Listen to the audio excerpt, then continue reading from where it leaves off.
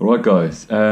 So we're on to the next part of integration. Nothing too much really in this bit of the chapter. Just really introducing a symbol for integration that we haven't seen before. So in the last set of exercises, they're basically saying this is what it was differentiated. Now find what the original function was. But we can just integrate a normal expression. We come on later in the chapter about why we do that.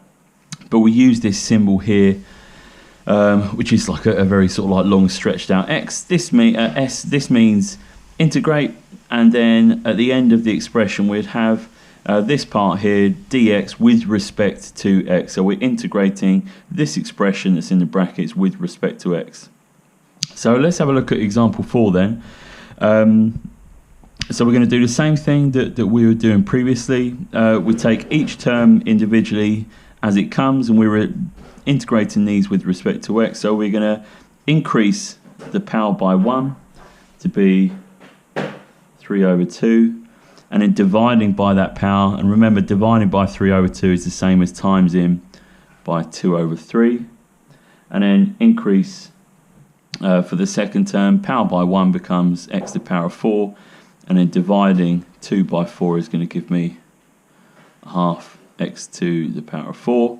What have I forgotten? Yes, I need to include this constant value c. So on to the second one.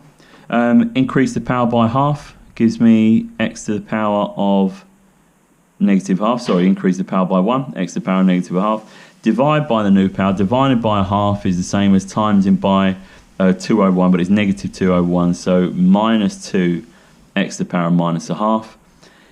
Remember with these ones, if there's no x there, we could consider that an x to the power of 0. So we increase that by 1 is going to give me 2x.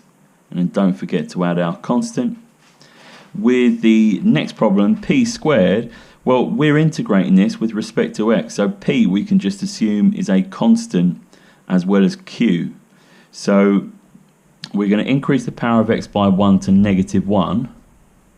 And then dividing this by the new power, divided by negative 1, it's just going to give me minus p squared, and we don't do anything to that p squared. It's a constant value because we are integrating only with respect to x.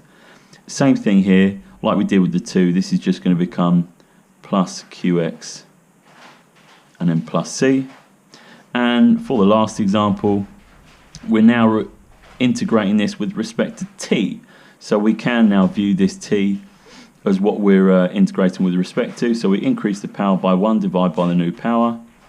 4 over 3 t cubed plus 6, not x but t, and then still plus c.